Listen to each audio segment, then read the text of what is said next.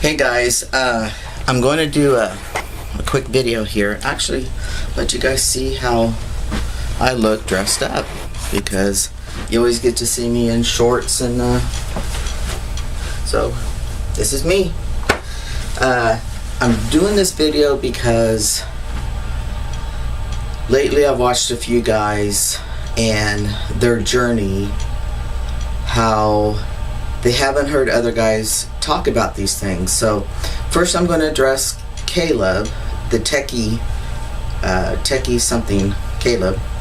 He's getting ready to process the top surgery pathway, and his concerns were he's been binding for 4 years and it's helped sculpt his body to look more manly.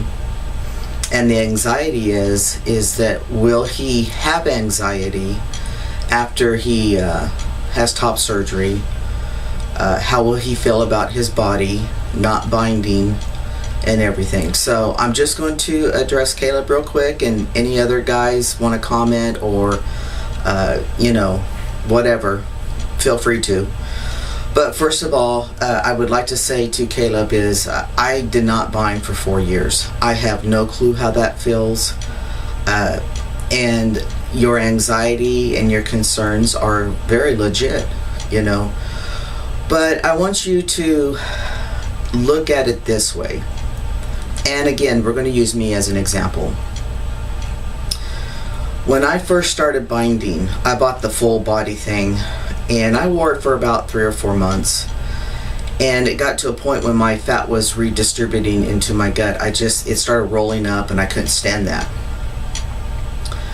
My whole thing about transition was to make sure, again, that I had the money to do top surgery, because I knew that I would be very anxious over that, and didn't feel that I could not have it in the back of my mind constantly and wondering about others and how they look at me and stuff. So I knew that it was going to add pressure and anxiety on me. So that was one of the things that Tony and I talked about, to make sure that that was in our near future plan. So as far as the body and feeling more masculine, now I know that in your previous videos you were talking about you don't want the chest to look flat like some guys, and the weight underneath the arms and stuff. So I'm going to show you something that can help you in your mind understand that the issues you're talking about with your body are going to be issues for a long time. So that means you're going to bind for life.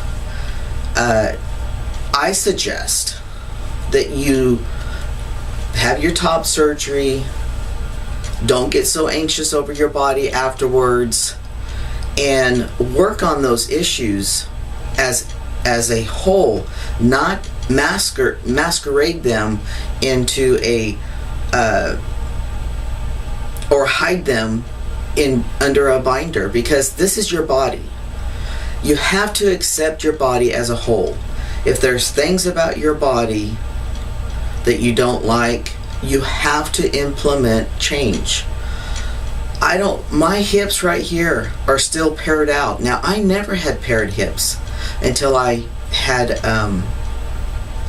my injury in my feet, and then I laid in a recliner for 2 years, and all of a sudden I started getting this hip of fat. I still have that issue, and even though I don't talk about it all the time, it still is a big issue for me. Real quick, this chest, I want to show you something. Now, see the pecs? I've barely just started working out. All this that you think is flat, it is flat, but this muscle is going to come down. The nipple should be kind of at the end of your pec line when you build your pecs up. Big guys, I'm a big guy. I have the overhang. I understood that way before I had surgery. Yes, it bothers me when I see it. Yes, I think it's ugly. But how do I snap myself out of that? I look at my chest and I look at myself underneath clothes, with clothes on, and I think I look great. You know, it helps me to know, yeah, there's issues there. And the bottom line is, it's going to take me a long time to correct those issues, because why? Well, number one is, I have medical issues too. But with you, you know, you're worried about the hips, the stomach, you're a big guy. Well, I just want you to understand, what I'm hearing from you is like, I'm going to have top surgery, you're going to lose the fat tissue there, but I'm still going to bind because I have other issues. If you take a look at yourself and listen to your videos, I just think that if you, like I have, I look at myself, I see those same issues, but I try every day to work towards helping myself. Cut out a little here, walk a little bit longer there, use my spinal cord stimulator so I can do a little bit of cardio. And it's like my mom once told me, it took you a long time to put the weight on, it's going to take you even longer to take it off. Do I expect to be that 20-year-old male? No. You know, a lot of us trans guys, I think we have an image in our mind of how we should be.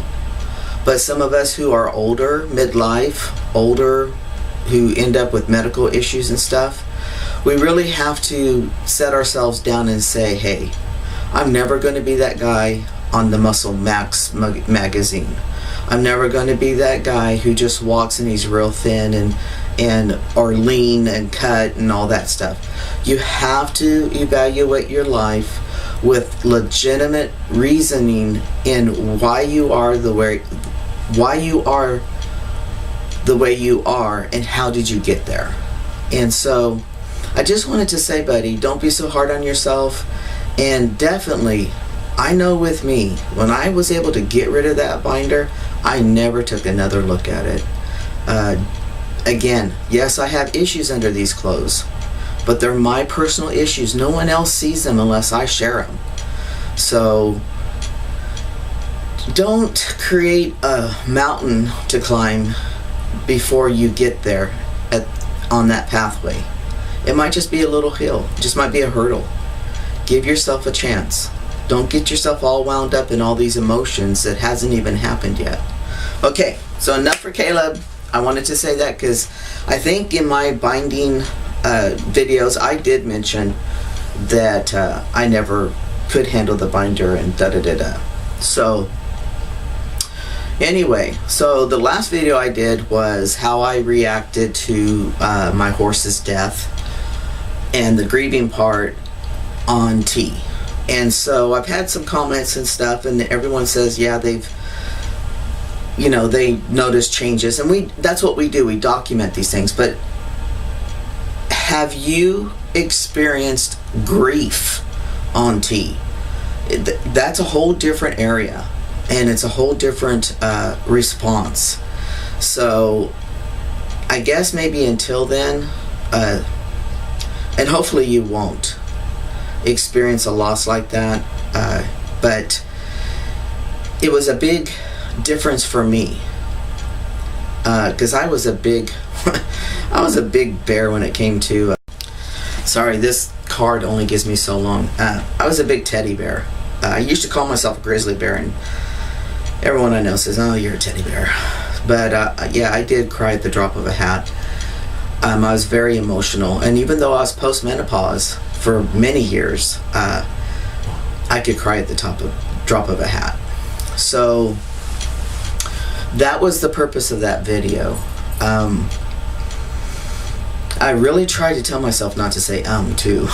But now how it will end, Jeff is getting ready to go to have his top surgery done. I wish him well. I like his videos. He's pretty much very straightforward, and so I wish him well. He also has been binding for a long time. Any guy that I hear that gets to go to top surgery, whether it's 1 month later, 2 months, 6 months, 2 years, especially the guys who have been binding for quite a long time. It's just so exhilarating to know that you get a chance not to do that again.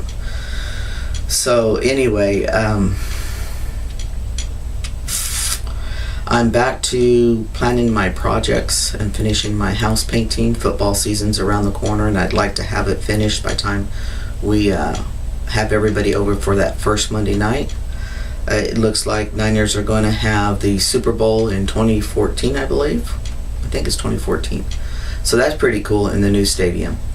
I wanted to go to a football game, but their tickets are running. The ones I've looked at are like $400, and I'm just like, no way. So I'll pay DirecTV to give me all the games I need. I hope all of you guys are taking your time, not pushing yourself too hard, emotionally, just taking it as it comes, changing the things that you have control of, understanding that the things you don't have control of, what you do have control of is not putting you in a position or around those people that cause you grief, sadness, anger, anything like that. We all have choices, and even with family members, I do not put myself around family members that I feel is not very positive around me, or I deal little with them. I interact with them very little. So things change, friendships change, and we're experiencing that. And I'll probably do that on the next video, talking about friends and friendships and how things have changed, not always for the bad. It's just the cycle of life, and it could have happened before transition. Who knows? So anyway, I just wanted to really do a shout out to Caleb and ask him to step back, take a deep breath, don't put more on your plate that you don't need right now. Face each hurdle, face it head on. Don't look ahead and say, oh, I've got 6 hurdles to go. Face each hurdle one at a time, and if you knock it over, you learned what to do from that. Lift your leg higher, jump higher, whatever. You learn from that one time that you don't get over. So be patient, my friend, and to all you other guys, take care, have a nice Sunday, and we'll talk at you later. Okay, bye.